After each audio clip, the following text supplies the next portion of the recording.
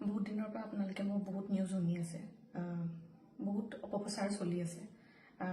যি নিউজ বাজিছে তাৰ 10%ও সঁচা নহয়। আৰু মই ইমান দিনে একো মাত মাতিব পৰা নাই, কাৰণ ইমান হেৰেছমেণ্ট, ইমান মেণ্টেল হেৰেছমেণ্ট, যোনটো কেতিয়াও মই ভাবাই নাছিলোঁ হ'ব বুলি, সেইখিনি মই পাৰ কৰিব লগা হৈছে। মেণ্টেলি প্ৰস্তুত নাছিলোঁ কোনো ধৰণৰ কথা ক'বলৈ বা কিবা ষ্টেটমেণ্ট দিবলৈ।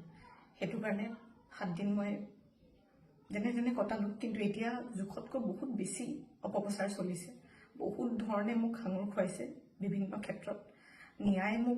ন্যায়ালয়ে মোক দোষী কৰাৰ আগতে নিউজ মিডিয়াই মোক দোষী কৰি মোক এতিয়ালৈকে ফাঁচি দিছে। মোক অলৰেডি মই দোষী বুলি কথা কৈছে।